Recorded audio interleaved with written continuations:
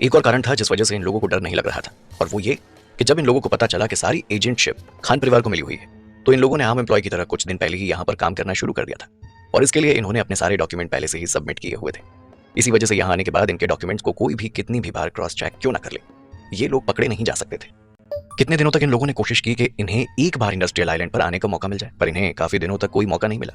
इसीलिए इन्होंने खान परिवार के ही सीनियर एडमिनिस्ट्रेशन को पैसे खिला दिए ताकि इन लोगों को यहाँ आने का मौका मिल सके। फाइनली यहाँ आने के बाद इन लोगों को लॉबी में इंतजार करना होता है, जहाँ खाने पीने की पूरी व्यवस्था थी। इनके साथ आए हुए कर्मचारी भी आराम कर सकते थे। कंटेनर में माल लोड करने और उतारने का काम कार्तिक के सबऑर्डिनेट करते थे, और तब तक इन सब लोगों को सिर्फ लॉबी में ही रहना होता था। ये लोग इधर उधर नहीं जा सकते थे। यहाँ आने से पहले इन कमर्शियल स्पाई को लग रहा था कि ये लोग खान परिवार के लिए काम करते हैं, इसीलिए इन्हें आसानी से सुपर फैक्ट्री और आइलैंड पर जाने की परमिशन मिल जाएगी। पर ये नहीं जानते थे कि कार्तिक प्रोफेशनलिज्म के दौरान पर्सनल रिश्तों को आने नहीं देता है, चाहे कोई भी एम्प्लॉय क्यों ना हो। कार्तिक की परमिशन के बिना कोई भी ना ही तो उसके आइलैंड पर आ सकता था और ना ही उसके सुपर फैक्ट्री में कदम रख सकता था। इन लोगों के लिए लॉबी में जगह दी गई थी और वहां पर ये सारे लोग बिना परमिशन के एक कदम भी इधर उधर नहीं रख सकते थे। अगर ये लोग ऐसा कुछ भी करते तो यहाँ खड़े हुए टाइगर सिक्योरिटी गार्ड्स तुरंत इन्हें फॉलो करना शुरू कर देते। यही सब देखकर वो दोनों कमर्शियल स्पाई, जिनका नाम लकी और मिश्रा था, वो दोनों आपस में फुसफुसाने लगे। मुझे लगता है कि फैक्ट्री के अंदर गए लोग जल्दी ही बाहर आने वाले होंगे, हमें तैयार रहना चाहिए। इतनी जल्दी क्या है, अभी तो आधे घंटा बाकी है। कार्तिक के लिए काम करने वाले ऑफिशियल्स जब तक अपना काम अच्छे से चेक नहीं कर लेंगे तब तक वो किसी को नहीं जाने देंगे। चलो चलकर इतनी देर में कुछ खा लेते हैं। यहाँ और भी कई ड्राइवर और उनके साथी बैठे हुए थे, और इस दौरान वो लोग लॉबी में बैठकर या तो चाय नाश्ता करते थे या फिर बातें करते थे, और कुछ लोग तो वहीं पर पत्ते डालकर खेलने लगते थे। लकी की खाने वाली बात सुनकर मिश्रा ने उसे डांटते हुए कहा, हम यहाँ पर पहली बार आए, तुम इस तरह यहाँ पर खाना नहीं खा सकते। कार्तिक ने जैसे ही लकी की बात सुनी तो हंसते हुए बोला, क्यों नहीं खा सकता, सामने देख कितना टेस्टी खाना रखा हुआ है। मुझे पता है कि मैं यहाँ क्या काम करने आया हूँ, पर इसके लिए मैं अपनी भूख को तो नहीं मार सकता ना। मिश्रा को इतना लापरवाह होते हुए देखकर लकी ने थोड़ा नाराज होते हुए कहा, खाने में ही मत लगे रहना, थोड़ा सतर्क रहो। हम यहाँ खाना खाने नहीं आए, हमें हर हाल में अपना काम पूरा करना है। एक तरफ लकी और मिश्रा बात कर रहे थे और वहीं दूसरी तरफ कार्तिक की फैक्ट्री में 24 घंटे काम चल रहा था, जिसकी वजह से यहाँ काम करने वाले सभी एम्प्लॉयज का सर चकराने लगा था। उन्हें कोई आइडिया नहीं था कि उनके कॉम्पिटिटिव बिजनेसमैन ने यहाँ पर बिजनेस स्पाई को भेजा है। यहाँ कंटेनर लेकर आने वाले ड्राइवर को काफी दूर तक ड्राइविंग करनी पड़ती थी। इस वजह से इन लोगों को जब भी मौका मिलता था तो ये सारे थोड़ी देर सो जाते थे। बहुत सारे ड्राइवर आंख बंद करके सो ही रहे थे कि तभी अचानक से चारों तरफ तेज तेज आवाजें आने लगी। ज्यादातर सभी लोग अपना पेट पकड़कर दर्द से कराह रहे थे। उनमें से ज्यादातर सभी लोगों का चेहरा पीला पड़ गया था और माथा ठंडे पसीने से भीग गया था।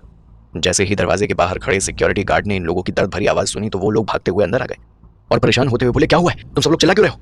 इतना बोलते बोलते सभी सिक्योरिटी गार्ड्स हैरान हो गए, क्योंकि यहाँ आए हुए ज्यादातर ड्राइवर में से कुछ अपना पेट पकड़कर जमीन पर इधर उधर रोल कर रहे थे और दर्द से चिल्ला रहे थे। इन लोगों की हालत देख के समझ में आ गया था कि उन्होंने कुछ ऐसा खा लिया है जिसकी वजह से उनकी तबीयत खराब हो गई है। सिक्योरिटी गार्ड की बात सुनकर एक आदमी जो ज्यादा दर्द में नहीं था, उसने अपना पेट पकड़ते हुए कहा, मेरा पेट बहुत ज्यादा दर्द कर रहा है, ऐसा लग रहा है कि मेरी आंतें एक साथ किसी ने मोड़ दी हो। इस आदमी की बात सुनकर सिक्योरिटी गार्ड एकदम हैरान रह गया, क्योंकि वो जानता था कि यहाँ बनने वाला खाना, नाश्ता सब कुछ काफी अच्छे स्टैंडर्ड का होता था और आज से पहले इस तरह की कोई भी शिकायत नहीं आई थी। पर अचानक से आज इतने सारे लोग ग्राउंड पर गिरे हुए हैं और कहीं ना कहीं फूड पॉइजनिंग की शिकायत कर रहे हैं। सिक्योरिटी गार्ड को समझ नहीं आ रहा था कि कोई यहाँ रखे हुए फूड में पॉइजन कौन मिलाएगा, क्योंकि यहाँ पर तो सब लोग ट्रांसपोर्ट पर्सनल थे, भला किसी की इससे दुश्मनी क्या हो सकती है। सबसे जरूरी बात यह थी कि इन लोगों के लिए बनाया जाने वाला खाना एक सेपरेट किचन में बनता था। ऐसे में कोई भी उस किचन में जा कैसे सकता था। भले ही सिक्योरिटी गार्ड के पास इस बात का जवाब नहीं था, पर यह सब कुछ किया धरा किसी और का नहीं बल्कि मिश्रा और लकी का था। उन्होंने जानबूझकर इस खाने में एक स्पेशल ड्रग मिलाया था, जिससे किसी की भी जान नहीं जाती है, पर खाने वाले के पेट में बहुत दर्द उठने लगता है और उसे ऐसा लगता है कि जैसे वो इस दर्द से अब मर ही जाएगा। कुछ देर पहले मिश्रा यही काम करने के लिए गया था और ये काम करके आने के बाद उसने ये बात लकी को बता दी थी, जिस वजह से मिश्रा और लकी दोनों ने इस पूरी जगह पर एक घूंट पानी तक नहीं पिया था और दोनों बाकी लोगों के साथ घुलने मिलने का नाटक कर रहे थे। यहाँ ज्यादातर लोग फूड पॉइजनिंग से तड़प रहे थे और ये देखकर सिक्योरिटी गार्ड ने बाकी लोगों को इकट्ठा किया और उन्हें मेडिकल रूम में भेजने लगा। पर दिक्कत ये थी कि मेडिकल रूम का स्केल काफी छोटा था। भले ही वहां पर एडवांस टेक्नोलॉजी थी, पर फिर भी आज से पहले इतना बड़ा केस नहीं आया था और इसीलिए इन सभी लोगों के साथ इतनी जल्दी डील कर पाना मुश्किल हो रहा था। जल्दी ही अपने सीनियर से बात करके सिक्योरिटी गार्ड्स ने इन सब लोगों को हाइजू के हॉस्पिटल में हेलीकॉप्टर से भेजना शुरू कर दिया था। अभी तक पूरा आइलैंड मैस हो चुका था। फैक्ट्री में जो काम चल रहा था वो तुरंत रोक दिया गया, क्योंकि भले ही ये उनकी प्रॉब्लम नहीं थी, पर वहां काम करने वाले सीनियर्स को ये बात समझ में नहीं आ रही थी और उन्हें तुरंत बाकी लोगों की जान बचानी थी। भले ही इन ड्राइवर्स के लिए अलग से खाना बनता था, पर इनके लिए जो इंग्रेडिएंट्स आते थे वो सब साथ आते थे, जिससे फैक्ट्री में काम करने वाले बाकी एम्प्लॉयज का खाना बनता था। ऐसे में सबको डर था कि कहीं उनकी जान को खतरा ना हो जाए। ये बात आग की तरह पूरे आइलैंड पर फैल गई और अब हर कोई डरा हुआ था, क्योंकि बहुत सारे लोगों ने खाना खा लिया था और सबको डर था कि कहीं उन्हें फूड पॉइजनिंग ना हो जाए। पूरे आइलैंड पर अफरा तफरी मची हुई थी और इसी का फायदा इन कमर्शियल स्पाई ने उठाया। इस वक्त आइलैंड की सिक्योरिटी कमजोर हो गई थी और इसका फायदा उठाकर वो दोनों कमर्शियल स्पाई वेयर हाउस की सप्लाई की तरफ चले गए और वहां जाकर आग लगा दी। दूर खड़े दूसरे एम्प्लॉइज ने जैसे ही आग लगते हुए देखा तो जोर जोर से चिल्लाना शुरू कर दिया, वेयर हाउस में आग लगी, भागो यहां से। कुछ लोग चिल्ला रहे थे और इधर उधर भाग रहे थे, तो वहीं दूसरी तरफ सिक्योरिटी पर्सनल इस बात से कंफ्यूज थे कि ऑटोमेटिक फायर सिस्टम एक्टिवेट क्यों नहीं हुआ। इस पूरे इंडस्ट्रियल आइलैंड पर सिक्योरिटी सिस्टम काफी स्ट्रिक्ट था और अगर थोड़ा सा भी धुआं उठता तो तुरंत सिस्टम अलार्म बजा देता। ऐसे में आग लगने पर कोई आवाज तक ना आना इन लोगों को बड़ा अजीब लग रहा था।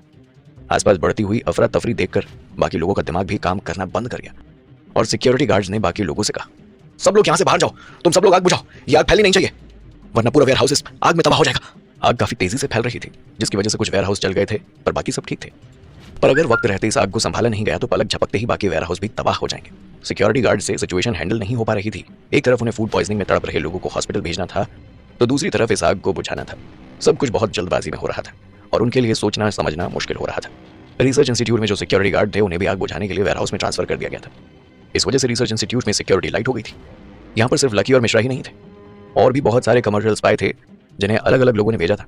इनमें से कुछ लोग प्रोफेशनल हैकर थे जिन्होंने ऑटोमेटिक फायर डिवाइस के फंक्शन को हैक कर लिया था और इसी वजह से अलार्म नहीं बज पा रहा था। यहाँ आए हुए सभी लोग अलग अलग चीज़ों में माहिर थे। लकी ने कुछ सोचते हुए कहा, मुझे नहीं लगता कि इंडस्ट्रियल आइलैंड पर अब डिफेंस को डील करना कोई बड़ी बात है।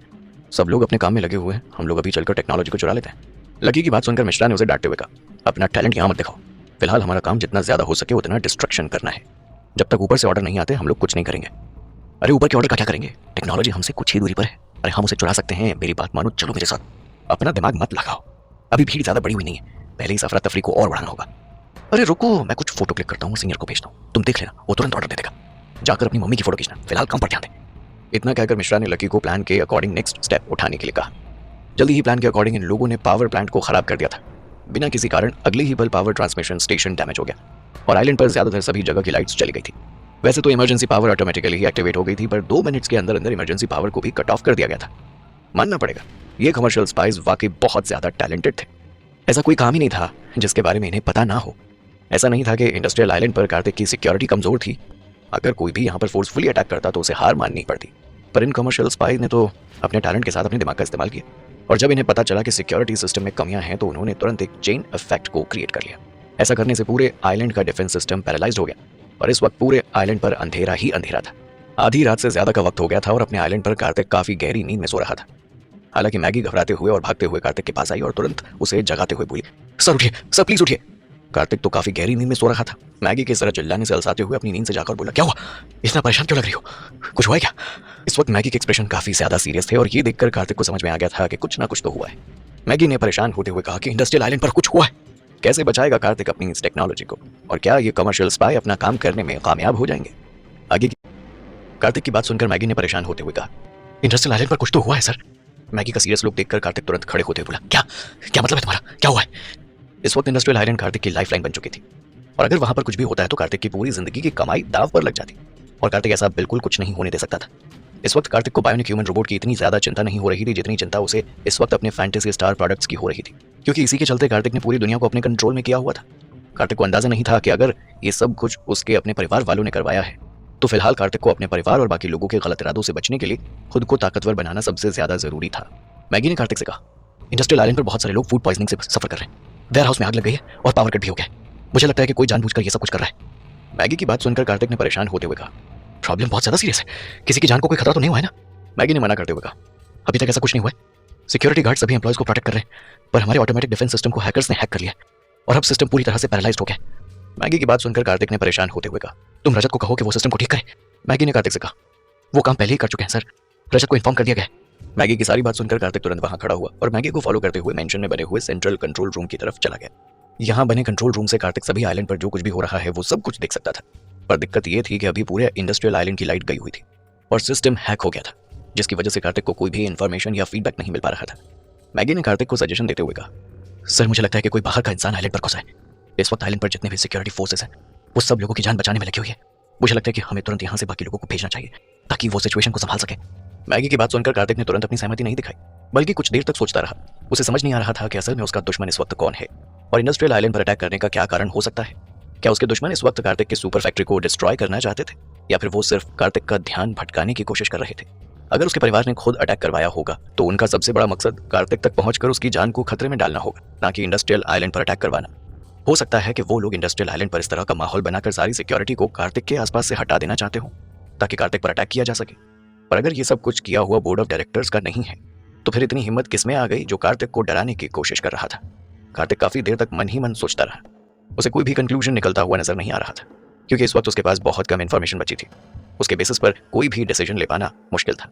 कुछ सोचकर कार्तिक ने मैगी को ऑर्डर देते हुए कहा, टाइगर सिक्योरिटी गार्ड की स्पेशल टीम को इन्वेस्टिगेशन करने के लिए तुरंत आइलैंड पर भेजो और बाकी सब लोगों को अपनी अपनी जगह पर ड्यूटी करने दो ताकि कोई भी दुश्मन फायदा उठाकर दूसरी जगह कब्जा न कर ले। कार्तिक की बात मानकर मैगी ने तुरंत ऑर्डर रिसीव किया और अरेंजमेंट करने के लिए वहां से चली गई। कार्तिक काफी देर तक चुपचाप खड़े होकर इंडस्ट्रियल आइलैंड की सर्विलेंस स्क्रीन को देखता रहा। कार्तिक को इस वक्त ऐसा लग रहा था जैसे पूरा आइलैंड इस वक्त अंधेरे में चला गया है। इंडस्ट्रियल आइलैंड कार्तिक के आइलैंड से ज्यादा दूरी पर नहीं था, पर इसके बावजूद भी उस आइलैंड पर कांटेक्ट करने का कोई भी रास्ता कार्तिक को नजर नहीं आ रहा था। फिलहाल कार्तिक कोई भी जल्दबाजी नहीं करना चाहता था क्योंकि वो जानता था कि अगर उसने अपने बायोनिक ह्यूमन रोबोट को एक्टिवेट कर दिया तो चाहे कोई भी दुश्मन क्यों ना हो, कितना भी ताकतवर क्यों ना हो, वो यहाँ से बचकर जा नहीं पाएगा। पर फिलहाल कार्तिक अपने इस ट्रम्प कार्ड को सबके सामने नहीं लाना चाहता था, पर शायद वक्त यही चाहता था, इसीलिए कार्तिक को इस मुसीबत से निकलने का कोई और रास्ता नजर ही नहीं आ रहा था। कार्तिक को हर हाल में अपने बायोनिक ह्यूमन रोबोट को सबके सामने लाना ही होगा। कार्तिक के इसी ट्रम्प कार्ड को फिलहाल टाइगर सिक्योरिटी गार्ड सरफेस पर सपोर्ट कर रहे थे और उन लोगों को जिम्मा मिला हुआ था पूरे इंडस्ट्रियल आइलैंड को सपोर्ट करने का। कार्तिक ने अभी तक जितने भी बायोनिक ह्यूमन रोबोट बनाए थे वो सब इस सुपर फैक्ट्री के अंडरग्राउंड में स्टोर किए गए थे और अभी तक दुनिया में छुपे हुए थे। कार्तिक को कोई अंदाजा नहीं था कि उसके दुश्मनों की किस्मत अच्छी है या बुरी, कि कार्तिक इस बार इस सिचुएशन के ज्यादा हद से बाहर जाने पर अपने बायोनिक ह्यूमन रोबोट का इस्तेमाल करने के बारे में सोच रहा था।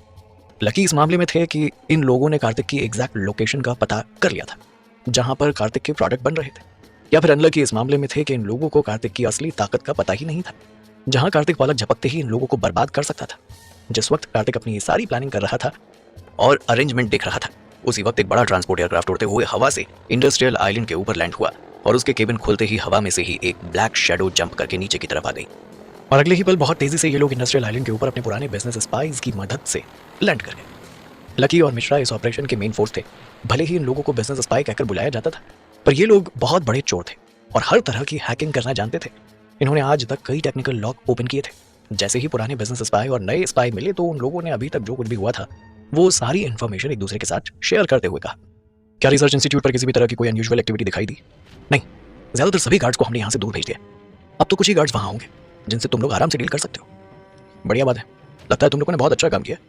कुछ देर तक एक दूसरे से बातें करके ये लोग रिसर्च इंस्टीट्यूट की तरफ बढ़ने लगे। इंडस्ट्रियल आइलैंड पर बहुत सारे रिसर्च इंस्टीट्यूट बने हुए थे, खास करके रजत, रितिका और कुछ लोगों के अपने अपने रिसर्च इंस्टीट्यूट थे जहां वो लोग पूरा दिन काम करते थे और किसी को भी जाने नहीं देते थे। आज जैसे ही अचानक इंडस्ट्रियल आइलैंड का सिस्टम हैक हुआ तो रजत ने तुरंत इस बात को नोटिस कर लिया और अपना डिफेंसिव कंट्री अटैक कर दिया। हालांकि अनफॉर्चुनेटली इस बार का हैकर पहले से काफी ज्यादा शार्प माइंडेड था, जिसने रजत जैसे जीनियर हैकर को भी मुसीबत में डाल दिया था क्योंकि कमर्शियल बैंडिट एक बड़ा ग्रुप था और इसमें काम करने वाले सभी लोग प्रोफेशनल थे। रजत किसी एक से लड़ सकता था, पर बैक टू बैक इतने सारे हैकर्स का अटैक रजत भी हैंडल नहीं कर पाया। अचानक से होते हुए इतने सारे अटैक की वजह से रजत ने आर्टिफिशियल इंटेलिजेंस 0 का इस्तेमाल किया, पर इसकी मदद से सिर्फ कुछ बहुत जरूरी कॉन्फिडेंशियल इंफॉर्मेशन को ही बचा पाया। बैक टू बैक हो रहे इतने सारे हैकिंग अटैक्स की वजह से सारे प्लेटफॉर्म ने अपना कंट्रोल खो दिया। किस्मत से फायर वॉल को पहले से काफी अच्छा बनाया गया था, जिसकी वजह से ये अभी भी हैकर्स को मात दे रहा था। जैसे ही कोई हैकर इन्फॉर्मेशन जबरदस्ती चुराने की कोशिश करता है या फिर इस सिस्टम में घुसने की कोशिश करता तो फायर वॉल टेम्परेरीली कुछ देर के लिए काम करना बंद कर देता था और कोई ऑथराइज्ड पर्सन जब दोबारा कॉन्टैक्ट करता तभी फायरवॉल सिस्टम शुरू होता था। रजत जब इन हैकर्स से निपटने की कोशिश कर रहा था तो वो कार्तिक को इस बारे में इन्फॉर्म करना नहीं भूला। रजत ने अपने पास बैठी हुई रितिका से पूछा, क्या तुमने कार्तिक को इन्फॉर्म किया? रजत की बात सुनकर रितिका ने मना करते हुए कहा, तुम्हें तो पता है पूरा सिस्टम पैरालाइज हो गया, मैं कार्तिक से कैसे कनेक्ट करूं? रजत को कुछ समझ नहीं आ रहा था। उसने रितिका से पूछा, तुम्हें क्या लगता है क्या हुआ होगा अचानक? क्या सिस्टम में कोई बग आया है या फिर कोई जानबूझकर हमारे इंडस्ट्रियल आइलैंड के प्रोडक्शन बेस में घुसने की कोशिश कर रहा है? रितिका को हैकिंग के बारे में पता नहीं था, इसीलिए उसने मना करते हुए कहा, मुझे इन सब के बारे में कैसे पता होगा, पर मुझे लगता है कि इस वक्त आइलैंड पर काफी ज्यादा हड़कंप मचा हुआ है और जो लोग भी सिस्टम को हैक कर रहे हैं या उस पर अटैक कर रहे हैं उनके मोटिव ठीक नहीं है। रितिका की बात सुनकर रजत गहरी सोच में पड़ गया और काफी देर तक सोचने के बाद उसने अचानक से रितिका से पूछा, तुम्हें क्या लगता है कहीं इन लोगों का मकसद रिसर्च इंस्टीट्यूट तक पहुंचना तो नहीं है? रजत की बात सुनकर रितिका भी कुछ देर तक चुपचाप खड़ी रही। सोचने के बाद उसने कहा, तुम जो कह रहे हो उसकी पॉसिबिलिटी लग रही है, हो सकता है कि वो लोग यहाँ पर टेक्नोलॉजी के लिए आए हो। जैसे ही रितिका ने अपनी बात कही तो रजत अचानक से अपनी जगह पर से डर कर खड़ा हो गया और परेशान होते हुए बोला, तुम जो कह रही हो उसके बाद मेरा तो शक यकीन में बदल गया है। इस वक्त रिसर्च इंस्टीट्यूट के आसपास ज्यादा गार्ड भी नहीं है और कोई सिक्योरिटी भी नहीं दे रहा है। इतना कहकर रजत जोर जोर से इधर उधर भागने लगा और परेशान होते हुए कहने लगा, कुछ सोचो रितिका, हमें कुछ भी करके इस जगह को बचाना होगा। सबसे पहले तो हम किसी दुश्मन को अंदर नहीं आने दे सकते। रितिका ध्यान से रजत को इधर उधर भागते हुए देख रही थी। रजत की हालत इस वक्त किसी गर्म तवे पर रखी हुई चींटी की तरह हो गई थी। कुछ सोचकर रजत ने रजत से कहा, कोई भी सिक्योरिटी ब्रेक नहीं कर सकता, मैंने पहले सारे सिक्योरिटी डोर्स बंद कर दिए। जैसे ही परेशान रजत ने रितिका की बात सुनी तो अचानक से गहरी और लंबी सांस लेने लगा और उसके बाद सुकून लेकर उसने रितिका से कहा, थैंक गॉड तुमने सही टाइम पर सिक्योरिटी डोर बंद कर दी। सिक्योरिटी डोर बंद करने के बाद कोई भी यहाँ नहीं आ पाएगा और हमें सोचने के लिए थोड़ा वक्त मिल जाएगा। जब रिसर्च इंस्टीट्यूट को बनाया गया था तो कार्तिक जानता था कि इस रिसर्च इंस्टीट्यूट की नींव वो ब्लैक टेक्नोलॉजी है, और इसीलिए उसे ये भी पता था कि आज नहीं तो कल कई मुसीबतें इस टेक्नोलॉजी की वजह से उसकी जिंदगी में आएंगी। वैसे तो रिसर्च इंस्टीट्यूट के बाहर हमेशा टाइगर सिक्योरिटी गार्ड्स सिक्योरिटी देते थे, पर अगर कोई उनकी सिक्योरिटी को ब्रेक करके अंदर जाना चाहे उसके लिए स्टर्डी वॉल्स बनवाई गई थी ताकि रीइंफोर्समेंट तक दुश्मनों को रिसर्च इंस्टीट्यूट के अंदर आने से रोका जा सके। रिसर्च इंस्टीट्यूट में जितनी भी खिड़की और दरवाजे थे उन सबको सॉलिड मेटल से बनाया गया था। अगर एक बार इन दरवाजों को बंद कर दिया जाए तो कोई भी बाहर से अंदर नहीं आ सकता था, पर अभी भी एक लूप होल इस सिक्योरिटी में था। भले ही कोई बाहर से अंदर नहीं जा सकता था, पर अंदर बैठा इंसान अगर इस दरवाजे को खोल दे तो आराम से बाहर के लोग अंदर आ सकते थे। क्या कार्तिक बचा पाएगा अपने इस रिसर्च इंस्टीट्यूट को इन दुश्मनों से? क्या करेगा कार्तिक अब इन दुश्मनों के साथ? भले ही कार्तिक ने जो रिसर्च इंस्टीट्यूट बनाया था वो काफी स्ट्रांग था और उसे बाहर से ओपन नहीं किया जा सकता था, पर अंदर बैठा इंसान इस दरवाजे को खोल सकता था। अपने प्रोडक्ट को लॉन्च करने के बाद कार्तिक ने बहुत सारे दुश्मन बना लिए थे और उन सब दुश्मनों को शह दे रहा था कार्तिक का अपना परिवार और उसके अंकल। बोर्ड ऑफ डायरेक्टर्स का इसमें हाथ था, इसीलिए उन्होंने अपना जो जासूस कार्तिक के पास भेजा था वो आज इस रिसर्च इंस्टीट्यूट में अवेलेबल था। जैसे ही commercial bandit gang research institute के अंदर आना चाहेगी तो ये जासूस दरवाजा खोल देगा और इन लोगों के लिए चीजें आसान कर देगा। रितिका की बात सुनकर जब रजत सुकून महसूस कर रहा था तभी अचानक से एक तेज अलार्म की आवाज पूरे रिसर्च इंस्टीट्यूट में गूंज गई। ये एक तरह की वार्निंग थी जिसका मतलब था कि कोई भी जबरदस्ती अंदर से दरवाजे को खोलने की कोशिश तो कर रहा है। जैसे ही रजत ने ये वार्निंग साउंड सुनी तो उसका चेहरा पीला पड़ गया। रजत ने नर्वस होते हुए रितिका से पूछा, तुमने तो कहा था कि अंदर से दरवाजा बंद करने के बाद कोई भी रिसर्च इंस्टीट्यूट के अंदर नहीं आ पाएगा, तो अभी अलार्म कैसा है? रजत का सवाल सुनकर रितिका ने उसी एक्सप्रेशनलेस चेहरे से कहा, मैंने कहा था कि कोई बाहर से अंदर नहीं आ पाएगा, पर मैंने ये नहीं कहा था कि कोई अंदर से बाहर दरवाजा नहीं खोल पाएगा। जैसे ही रजत ने रितिका की बात सुनी तो डर के मारे उसका चेहरा नीला पड़ना शुरू हो गया। रजत ने डरते हुए कहा, इसका मतलब कोई गद्दार हमारे बीच में ही छुपा हुआ है। रितिका से इतना कहकर रजत ने अपने दोनों हाथ अपने चेहरे पर रख लिया और डरते हुए कहा, कार्तिक प्लीज मुझे बचा लो, मैं इस डर से मरना नहीं चाहता। रजत को इतना घबराते हुए देखकर रितिका ने बिना किसी एक्सप्रेशन के कहा, डरने की कोई जरूरत नहीं है, ऐसा नहीं है कि हम लोग खुद को बचा नहीं सकते। रजत इस वक्त किसी बच्चे की तरह अपने मुंह पर हाथ रखकर रोए जा रहा था। उसकी ऐसी हरकतें देखकर रितिका को आज पहली बार रजत पर हंसी आ रही थी, पर फिर भी वो अपनी हंसी को रजत की नजरों से बचा रही थी। रितिका की बात सुनकर रजत ने उससे पूछा, तुम क्या कहना चाहती हो? हम खुद को कैसे बचाएंगे? एक मैं हूं जो लड़ने के बारे में बिल्कुल नहीं जानता हूं, मुझे सिर्फ कंप्यूटर पर उंगली चलानी आती है, और एक तुम लड़की हो, भला लड़की कैसे उन खतरनाक लोगों से लड़ पाएगी? रजत की बात सुनकर रितिका ने अपनी आंखों की आईब्रोज को चढ़ाते हुए कहा, तुम जैसे बेवकूफ के साथ एक लड़की बहुत कुछ कर सकती है। तुम शायद भूल रहे हो कि अभी भी कुछ अनफिनिश्ड बायोनिक रोबोट्स लेबोरेटरी में रखे हुए हैं। जैसे ही रजत ने रितिका की बात सुनी तो अचानक से उसका सारा डर निकल गया और वो एक्साइटेड होते हुए बोला, अरे हाँ, मैं इतनी बड़ी बात कैसे भूल सकता हूँ, अभी यहाँ पर बायोनिक ह्यूमन रोबोट है, अब मुझे बिल्कुल डर नहीं लग रहा है, आ जाए जिसको आना है। इतना कहकर रजत ने थोड़ा परेशान होते हुए कहा, पर अभी तक उन बायोनिक ह्यूमन रोबोट को हमने असेंबल नहीं किया है। रजत की उदासी भरी बातें सुनकर रितिका अपनी जगह से खड़ी हुई और अपने उसी पुराने एटीट्यूड में बोली, यहाँ खड़े होकर टाइम बर्बाद करने से अच्छा है कि हम लेबोरेटरी में जाकर उन्हें असेंबल करें, इससे पहले कि बाहर खड़े दुश्मन अंदर आ जाए। रितिका की बात सुनकर रजत अचानक से अपनी जगह से उछल कर बोला, तो तुम किस बात का इंतजार कर रही हो? चलो मेरे साथ, जिंदगी और मौत का सवाल है, हम पीछे नहीं रह सकते। रजत को इस तरह बंदरों वाली हरकत करते हुए देखकर रितिका को एक बार फिर से हंसी आ गई और उसके चेहरे पर हल्की सी मुस्कान आ गई, जिसे रजत के देखने से पहले ही रितिका ने अपने चेहरे से हटा ली। रजत अभी तक भागते हुए लेबोरेटरी में चला गया था, जहां पर इस वक्त एक्सपेरिमेंट टेबल पर कुछ बायोनिक ह्यूमन रोबोट डेवलप किए जा रहे थे। रजत और रितिका जल्दी जल्दी इन सभी बायोनिक रोबोट्स को असेंबल करने लगे, और वहीं दूसरी तरफ कार्तिक ने अपने special elite tiger security guards की एक टीम इन्वेस्टिगेशन करने के लिए इंडस्ट्रियल आइलैंड पर भेज दी थी। टाइगर सिक्योरिटी गार्ड को ऑर्डर दिया गया था कि वो लोग यहाँ आकर फैक्ट्री के अंडरग्राउंड में रखे हुए सभी बायोनिक ह्यूमन रोबोट्स को एक्टिवेट करेंगे ताकि आसानी से कम समय में दुश्मनों को ढूंढा जा सके, क्योंकि पहले ही पूरा इंडस्ट्रियल आइलैंड अंधेरे में जा चुका था और कार्तिक के पास आइलैंड का कंट्रोल अब नहीं था। ऐसे में कुछ भी गलत होने से पहले हर हाल में कार्तिक को आइलैंड का कंट्रोल फिर से चाहिए था। वहीं दूसरी तरफ रिसर्च इंस्टीट्यूट में अभी तक मित्तल परिवार के भेजे हुए जासूस ने दरवाजा खोल दिया था और उसके बाद एक एक करके सभी कमर्शियल बैंडिट गैंग अंदर आ गई। जैसे ही वो लोग अंदर आए तो आलिशान रिसर्च इंस्टीट्यूट को देखकर उन सब की आंखें हैरानी से फैल गई। आज से पहले उन्होंने इतना आलिशान रिसर्च इंस्टीट्यूट कभी नहीं देखा था।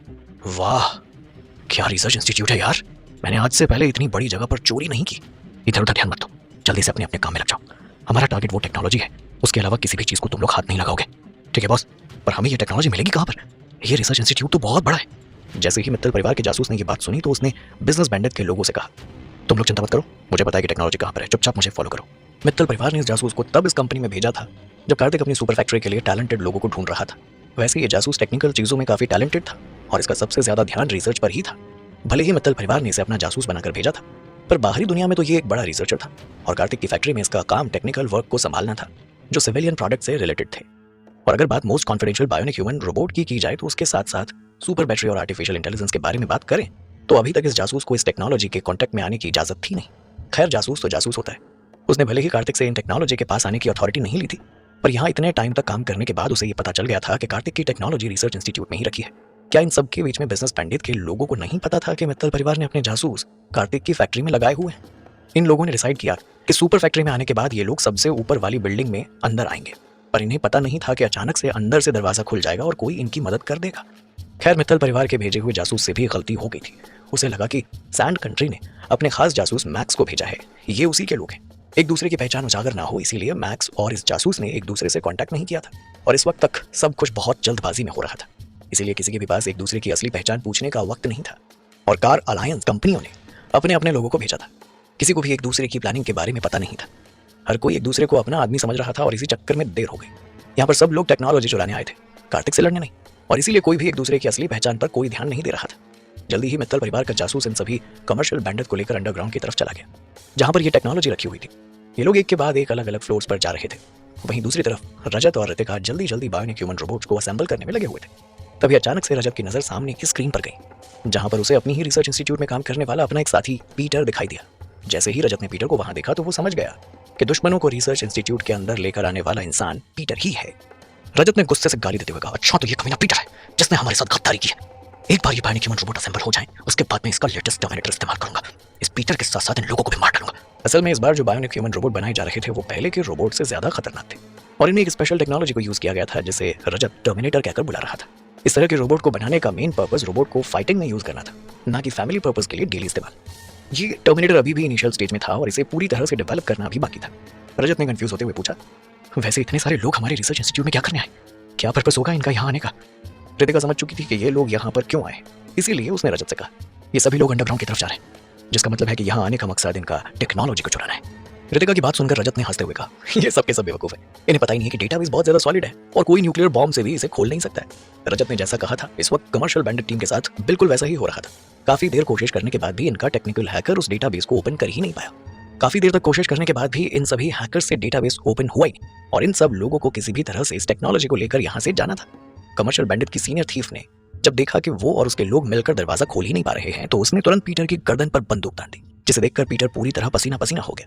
उसने तुरंत अपना मुंह खोलते हुए कहा, देखो इस दरवाजे को मैं भी नहीं खोल सकता हूँ, पर मेरे पास एक आइडिया है। यहाँ पर 2 सीनियर रिसर्चर हैं, मुझे पूरा विश्वास है कि वो लोग अभी भी इंस्टीट्यूट में ही होंगे।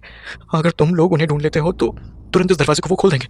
सीनियर थीफ ने इस बात पर विश्वास नहीं किया।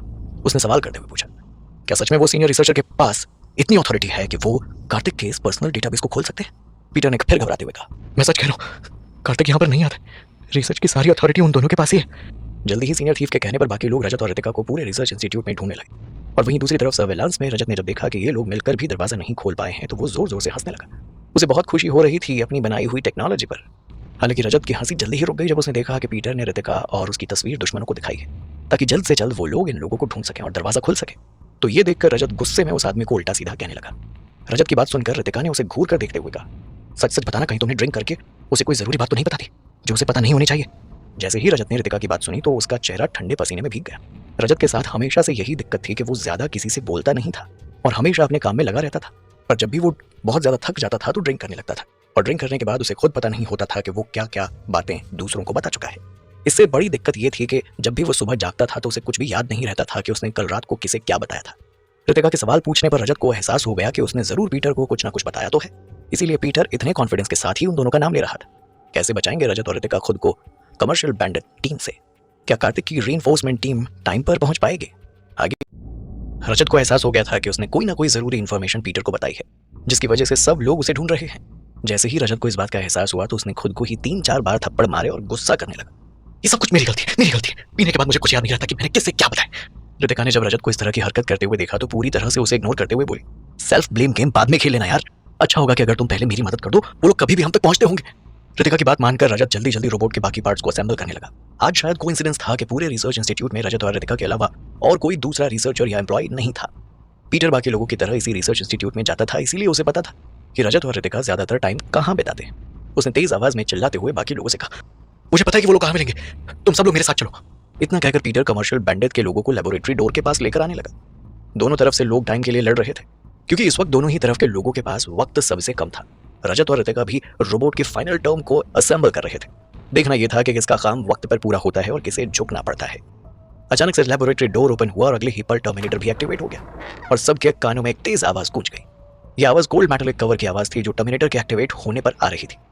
एवरी लेवल नॉर्मल है, सेल्फ एग्जामिनेशन कंप्लीट हो चुका है, सिस्टम नॉर्मल फंक्शन कर रहा है, वेटिंग फॉर इंस्ट्रक्शन। जैसे ही पीटर और बाकी लोगों ने इस आवाज को सुना तो सबके चेहरे पीले पड़ गए। वो आवाज काफी तेज थी और जो यहाँ खड़े सारे लोगों को डराने के लिए काफी थी। पीटर ने आज से पहले बायोनिक ह्यूमन रोबोट को देखा था, पर उसने कभी भी इस तरह की सेकंड जनरेशन टर्मिनेटर को पहले कभी नहीं देखा था। ये terminator brand new upgraded killing machine थी जो सॉलिड आर्मर से बनी हुई थी और इस टर्मिनेटर की बॉडी काफी ज्यादा डरावनी थी। इसीलिए जब टर्मिनेटर एक्टिवेट होने के बाद अपनी जगह पर खड़ा हुआ तो बाहर खड़े हुए कमर्शियल बैंडिट के लोग घबराकर अपने कदम पीछे लेने लगे। अभी तक खेल पूरी तरह से बदल गया था। कमर्शियल बैंडिट के लोगों ने जैसे ही अपने सामने टर्मिनेटर को देखा तो वो लोग ठंडे पसीने से भीग गए और वहीं पीछे खड़े रजत और रितिका के चेहरे से मुस्कान जाने का नाम नहीं ले रही थी। रजत तो बच्चों की तरह एक्साइटेड हो रहा था जैसे उसने कोई बहुत बड़ी जंग जीत ली हो।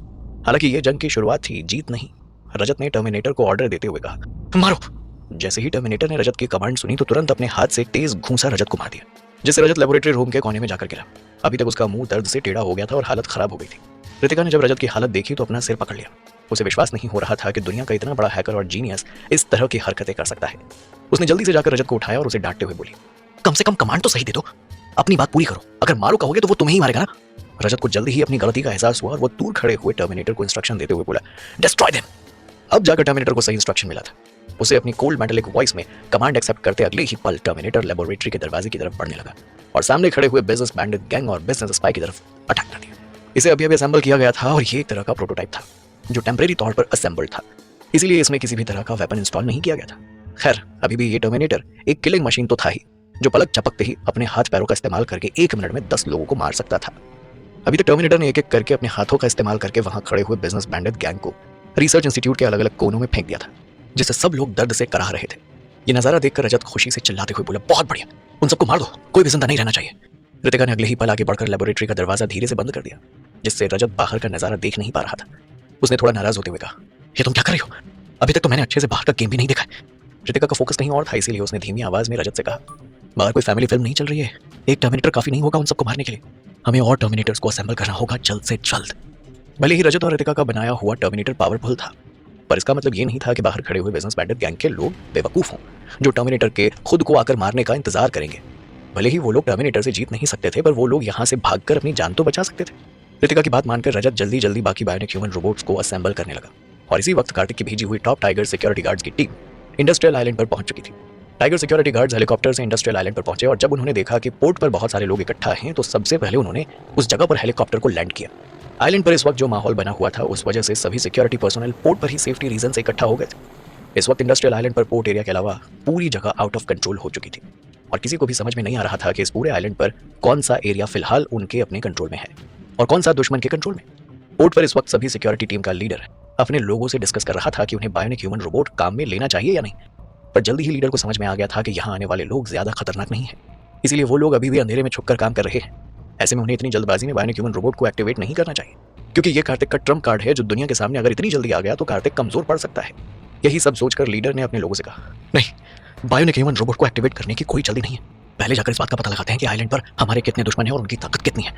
इस वक्त पोर्ट पर जो सिक्योरिटी गार्ड थे वो भी टाइगर सिक्योरिटी गार्ड के ही मेंबर थे और वो लोग भी लीडर को फॉलो करते हुए उनके साथ दुश्मनों को ढूंढने जाना चाहते थे।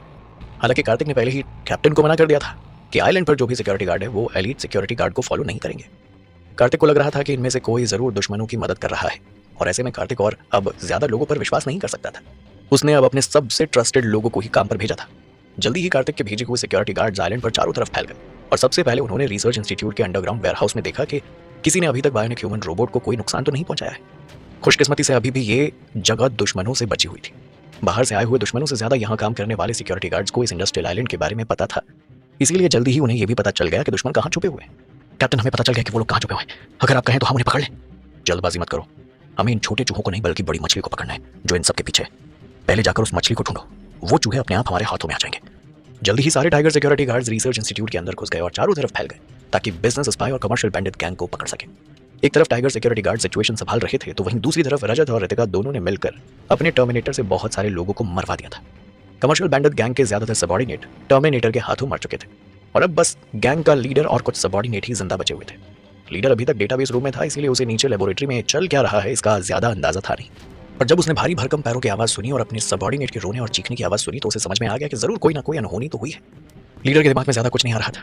उसने अपने कुछ सबॉर्डिनेट्स के साथ मिलकर बंदूक से फायर करना शुरू कर दिया और वो लोग लगातार फायर करते रहे। पर जल्दी ही इन सब लोगों को एहसास हो गया कि उनके हाथ में पकड़ी हुई बंदूकें इस टर्मिनेटर के सामने बच्चे के खिलौने की बंदूकों जैसी हैं, जिनके अंदर से चिंगारी तो निकल रही है लेकिन टर्मिनेटर को छू कर निकल जाती है। रजत ने जो टर्मिनेटर बनाया था वो बाकी बायोनिक ह्यूमन रोबोट से काफी अलग था। ये सच में किसी मॉन्स्टर की तरह दिखता था। इसकी हाइट 7 फीट से ज्यादा थी और इसके हाथ पैर और शरीर किसी भयानक जंगली जानवर की तरह थे। जैसे ही कमर्शियल बैंडिट गैंग के लीडर ने देखा कि उनका कोई भी प्लान सक्सेसफुल नहीं हो रहा है, तो उस गैंग के बाकी लोगों ने उसे यहाँ से चलने के लिए कहना शुरू कर दिया। बॉस चलो यहाँ से, हमारी जान बची तो दूसरा मिशन पूरा कर लेंगे, बिना मिशन के पूरा किए मैं नहीं जाऊंगा। आपको अभी भी मिशन की पड़ी है, अगर हम जिंदा नहीं लौटे तो किसी को मिशन का याद भी नहीं रहेगा। लीडर को समझ में नहीं आ रहा था कि वो क्या करे और क्या नहीं। अपने मिशन के इतने करीब आकर उसे वापस लौटना चाहिए या नहीं। हालांकि जल्दी ही उसकी नजर टर्मिनेटर पर गई, जिसे देखकर लग रहा था कि उसके पास कोई इंटेलिजेंस नहीं है, और ये देखकर लीडर ने अपने लोगों को इस टर्मिनेटर से डील करने के लिए कहा। लीडर जानता था कि बिना आर्टिफिशियल इंटेलिजेंस के ये टर्मिनेटर ज्यादा देर तक सही से काम नहीं कर पाएगा, और इसीलिए उसके दिमाग में आइडिया आने लगा कि वो इसी टर्मिनेटर का इस्तेमाल करके कार्तिक के डेटाबेस डोर को ओपन करेगा। लीडर ने अपने सबऑर्डिनेट को हंसते हुए कहा, स्मार्ट होना अच्छी बात है, ज्यादा मेहनत करने से अच्छा है कि हम इसी टर्मिनेटर का इस्तेमाल कर लें इस डेटाबेस डोर को ओपन करने के लिए। अपने बॉस की बात सुनकर हर कोई उनकी तारीफ करने लगा। अगले ही पल इन सब लोगों का डर गायब हो गया और ये लोग फिर से पहले की तरह शांत हो गए। ये सभी लोग डरने का नाटक करते हुए इस टर्मिनेटर को अपनी तरफ लाने लगे और जानबूझकर भागते हुए डेटाबेस डोर की तरफ चले गए। जैसे ही टर्मिनेटर ने इन लोगों को मारने के लिए अपने हाथ पैरों का इस्तेमाल किया तो अगली ही पल ये लोग वहां से हट गए और टर्मिनेटर के हाथ का मुक्का डेटाबेस डोर पर जाकर लगा और एक तेज बूम की आवाज पूरे रिसर्च इंस्टीट्यूट में गूंज गई। भले ही डेटाबेस डोर कितना ही ताकतवर क्यों ना हो, पर टर्मिनेटर की बॉडी सॉलिड मेटल से बनी हुई थी और इसकी ताकत के सामने डेटाबेस डोर पर लगा हुआ गेट कोई मायने नहीं रखता था। टर्मिनेटर के एक के बाद एक अटैक करने की वजह से डेटाबेस का डोर एक तेज आवाज के साथ कोलैप्स कर गया। बॉस ने खुश होते हुए अपने बाकी सबऑर्डिनेट से कहा, वाकई ये पूरी रिसर्च इंस्टीट्यूट हमारे लिए किसी खजाने की तरह है, बस इसका सही इस्तेमाल करना आना चाहिए। बॉस की बात सुनकर सभी लोग खुश हो गए और उनकी तारीफ करने लगे, पर फिलहाल बॉस को तारीफ नहीं बल्कि डेटाबेस और टेक्नोलॉजी चाहिए थी। बॉस ने तुरंत अपने लोगों को ऑर्डर दिया, इस टर्मिनेटर का ध्यान भटकाओ और इसे डेटाबेस रूम से बाहर लेकर आओ, तब तक मैं टेक्नोलॉजी को चुराता हूँ। क्या लगता है आपको, क्या आज कार्तिक की टेक्नोलॉजी चोरी हो जाएगी या फिर अभी भी टेबल टर्न होना बाकी है? सीनियर थीफ की बात सुनकर पीटर बुरी तरह डर गया था और हाथ जोड़कर कहने लगा, प्लीज प्लीज मुझे माफ कर दो, मुझे तैरना भी नहीं आता है, मुझे पानी में मत फेंको। पीटर चिल्लाता रहा लेकिन सीनियर थीफ के एक इशारे पर कमर्शियल बैंडिट गैंग के लोगों ने उसे पानी में फेंक दिया और वहां से वापस आ गए। पीटर को फेंक रहे थे, उसे समझ में नहीं आ रहा था कि आखिर मैक्स और उसके लोग कौन थे और उन्हें किसने भेजा था। जल्दी ही कमर्शियल बैंडिट और मैक्स दोनों ने इस शहर को छोड़ दिया क्योंकि उन्हें जो चाहिए था वो तो उन्हें मिल चुका था। अगर कार्तिक की बात की जाए तो उसे पता था कि ये सब लोग कहाँ रुके हुए हैं, पर फिर भी उसने इन सब लोगों को जाने दिया क्योंकि वो जानता था कि इन सब लोगों के हाथ फेक टेक्नोलॉजी लगी है और इसीलिए कार्तिक चंद मिनट की खुशी इन लोगों को देकर जल्दी ही इन्हें हार्ट अटैक देने वाला था। एक तरफ मैक्स सोच रहा था कि उसने कमर्शियल बैंडिट गैंग को बेवकूफ बना दिया है, तो वहीं दूसरी तरफ कमर्शियल बैंडिट गैंग सोच रही थी कि उसने मैक्स को बेवकूफ बना दिया है। पर इन्हें भी नहीं पता था कि इन दोनों को बेवकूफ बनाने वाली एक साइंटिस्ट और जीनियस लड़की रितिका थी। कार्तिक को अभी तक समझ में नहीं आया था कि ये सब लोग एक दूसरे से किस तरह से मिले हुए हैं और इसीलिए उसने जल्दबाजी में अपना जाल बिछाना या उनके खिलाफ कोई भी एक्शन लेना सही नहीं समझा। कार्तिक जानता था कि जब इन लोगों को पता चलेगा कि इन्होंने गलत और फेक टेक्नोलॉजी चुरा ली है तो ये लोग जरूर फिर से अटैक करेंगे। कार्तिक तो उसी वक्त का इंतजार कर रहा था ताकि उन सब लोगों को एक साथ दबोच सके। इन सबसे अलग जब कमर्शियल बैंडिट टीम को ऑटोमेशन अलायन कंपनी ने वापस आते हुए देखा तो वो लोग बहुत ज्यादा खुश हो गए। सीनियर थीफ ने इन कंपनियों से कहा, हमने आपको आपकी टेक्नोलॉजी दे दी है, अब हमें हमारा कमीशन दे दीजिए। सीनियर थीफ की बात सुनकर ऑटोमेशन कंपनी के मालिकों ने खुश होते हुए कहा, हमने तुम्हारा कमीशन पहले से ही एक तरफ रख दिया है, हम सभी तुम्हें वो कमीशन दे देंगे। इतना कहकर जैसे ही ऑटोमेशन कंपनी में काम करने वाले इंजीनियर ने उस हार्ड डिस्क को कंप्यूटर में लगाया तो उसने हैरान होते हुए अपने सीनियर से कहा, सर ये फेक इन्फॉर्मेशन है। जैसे ही कमर्शियल बैंडिट गैंग ने ये बात सुनी तो उनके पैरों तले जमीन खिसक गई। उन्हें बिल्कुल विश्वास नहीं हो रहा था कि उनके हाथों में फेक टेक्नोलॉजी लग चुकी है। कमर्शियल बैंडिट गैंग के लीडर को लग रहा था कि ये कंपनियां उन्हें कमीशन देना नहीं चाहती है, इसीलिए इन्फॉर्मेशन को फेक बता रही है और ये जानकर उसने तुरंत टेक्निकल स्टाफ पर सवाल खड़े कर दिए। सीनियर थीफ को तो विश्वास ही नहीं हो रहा था कि उसकी लाई हुई इन्फॉर्मेशन गलत भी हो सकती है। एक तरफ सभी ऑटोमेशन कंपनियां हैरान थीं तो दूसरी तरफ सैंड कंट्रीज में जैसे ही मैक्स उस हार्ड डिस्क को लेकर अपने देश के शेख के पास गया तो वो बहुत ज्यादा खुश हो गया। उसने खुश होते हुए कहा, तुमने बहुत मेहनत की है और तुम्हारे इस काम के लिए मैं तुम्हें 2 ऑयल फील्ड देने वाला हूँ। शेख की बात सुनकर मैक्स थोड़ा मन ही मन उदास हो गया क्योंकि वो जानता था कि जल्दी ही ऑयल फील्ड किसी काम की नहीं रहेगी, आगे आने वाले टाइम में सिर्फ सुपर बैटरी ही चलेगी। पर शेख को वो नाराज नहीं कर सकता था, इसीलिए उसने बेमन से उनका शुक्रिया अदा कर दिया। हालांकि बात आगे बढ़ती उससे पहले ही यहाँ की टेक्निकल टीम ने भी शेख को बता दिया कि ये इन्फॉर्मेशन फेक है और ये बात जानने के बाद शेख और मैक्स की हालत खराब हो गई। किसी को भी समझ नहीं आ रहा था कि जिस दिन के लिए ये लोग पिछले 1.5 महीने से मेहनत कर रहे थे वो मेहनत 1 सेकंड में खराब हो जाएगी। हालांकि यहाँ आकर मैक्स को जब कुछ समझ नहीं आया तो उसने शेख से कहा, मुझे लगता है कि मित्तल परिवार ने हमें बेवकूफ बनाया। बोर्ड ऑफ डायरेक्टर्स ने हमारे लिए एक जासूस कार्तिक के रिसर्च इंस्टीट्यूट में तैनात किया था, पर वो आदमी पीटर हमारी नहीं बल्कि ऑटोमेशन कंपनियों के लिए काम कर रहे कमर्शियल बैंडिट गैंग की मदद कर रहा था। एक्सप्लेन करते हुए कहा, तो तुम कहना चाहते हो कि वो ब्लैक टेक्नोलॉजी कार्तिक के रिसर्च इंस्टीट्यूट से बाहर निकल चुकी है, पर हमारे हाथ में लगने के बजाय वो ऑटोमेशन अलायंस कंपनी के हाथों लग गई है। शेख की बात सुनकर मैक्स ने फुल कॉन्फिडेंस के साथ कहा, मैं 100% श्योर हूं कि हमें डबल क्रॉस किया गया है। मैक्स जानता था कि अगर उसने ये बात दुश्मनों पर नहीं डाली तो उसकी जान को खतरा हो जाएगा, और इसीलिए उसने पूरे कॉन्फिडेंस के साथ ये बात शेख को बता दी थी। मैक्स की बात सुनकर शेख बुरी तरह गुस्से से आग बबूला हो गया और चिल्लाते हुए बोला, इसका मतलब उन डायरेक्टर्स ने हमें बंदरों की तरह नचाया है, मैं उन लोगों को छोड़ूंगा नहीं। कुछ देर सोचकर शेख ने मैक्स को ऑर्डर देते हुए कहा, मैक्स, मैं तुम्हें तुम्हारी गलती सुधारने का एक और मौका देता हूँ। ऑटोमेशन कंपनी के अलायंस प्रेसिडेंट को यहाँ लेकर आओ और उससे असली टेक्नोलॉजी को वापस लो, मुझे वो टेक्नोलॉजी हर हाल में चाहिए। शेख की बात सुनकर मैक्स ने ना चाहते हुए भी उसका ऑर्डर मान लिया, और वहीं इन सब से बेखबर ऑटोमेशन यूनियन के लोगों को जब ये बात पता चली, वो लोग भी कमर्शियल बैंडिट गैंग पर काफी ज्यादा गुस्सा थे। तुम्हें सच में लगता है कि तुम इस दुनिया के बेस्ट टेक्नोलॉजिकल चोर हो? हमसे जो कमीशन मिलने वाला था उसके बारे में तो भूल ही जाओ, पहले हमने तुम्हें जो पैसे दिए थे अभी और इसी वक्त हमें वो वापस लौटाओ। ऑटोमेशन यूनियन के लोगों की बात सुनकर सीनियर थीफ मन ही मन काफी ज्यादा नाराज और गुस्सा हो गया था। उसे एक मिनट के लिए तो लगा कि कहीं उसने मैक्स को असली टेक्नोलॉजी तो नहीं दे दी, पर अभी भी वो अपनी गलती को मानने को तैयार था नहीं। सीनियर थीफ ने अपना पक्ष रखते हुए कहा, हमारा स्टीलिंग ऑपरेशन बिल्कुल सही जा रहा था, अगर कहीं कोई भी कमी रही है तो वो आप लोगों के रखे हुए जासूस से हुई है, क्योंकि वही हम लोगों को डेटाबेस डोर तक लेकर गया था। जैसे ही ऑटोमेशन यूनियन के लोगों ने ये बात सुनी तो सब लोग हैरानी से सीनियर थीफ की तरफ देखने लगे, जैसे उसने कोई मजाक कर दिया हो। उन सब लोगों ने हैरान होते हुए कहा, कौन सा जासूस? हमने कोई जासूस कार्तिक की कंपनी में नहीं रखा था, ये सब कुछ उस पीटर ने किया था। क्या पीटर तुम्हारा आदमी नहीं था? सीनियर थीफ ने जब बाकी लोगों को इतना हैरान होते हुए देखा तो उसे खुद समझ नहीं आया कि वो इस बात का जवाब कहां से लाए कि पीटर कौन था। शायद इस बात का जवाब सीनियर थीफ ढूंढ भी नहीं सकता था, क्योंकि उसने खुद अपने हाथों से पीटर को मारा था। इस वक्त हर किसी के दिमाग में एक ही सवाल चल रहा था कि आखिर ये पीटर कौन था और किसने उसे जासूस बनाकर कार्तिक की कंपनी में रखा था। जल्दी ही सीनियर थीफ ने मैक्स और बाकी लोगों ने उनके साथ जो कुछ भी हुआ उसके बारे में ऑटोमेशन यूनियन को बता दिया, और ये बात जानकर उन्होंने सीनियर थीफ से कहा, तो इसका मतलब तुम लोगों ने टेक्निकल डेटा को खो दिया है। अगर देखा जाए तो तुम लोगों का मिशन अभी तक पूरा नहीं हुआ। जाओ जाकर उन लोगों से टेक्नोलॉजी लेकर आओ जिन्होंने तुम पर हमला किया था। कमर्शियल बैंडिट गैंग का लीडर और सीनियर थीफ तुरंत ऑटोमेशन यूनियन के लोगों की बात मान गया, क्योंकि उसे भी अब मैक्स और उसके लोगों से बदला लेना था। हर किसी को यही लग रहा था कि दूसरी पार्टी ने उन्हें डबल क्रॉस किया है, पर कोई भी ये नहीं सोच रहा था कि टेक्नोलॉजी को जब उठाया गया था तभी वो टेक्नोलॉजी फेक थी। वहीं इन सब से बेखबर कार्तिक ने कभी नहीं सोचा था कि चारों तरफ से उसके दुश्मन आपस में ही एक दूसरे से लड़ने की प्लानिंग कर रहे होंगे। उसने जो गलती से चाल खेली थी, या कहें कि रितिका ने जो समझदारी दिखाई थी, उसका फल कार्तिक को इस तरह मिल रहा था कि उसके सारे दुश्मन आपस में ही लड़कर मरने को तैयार थे।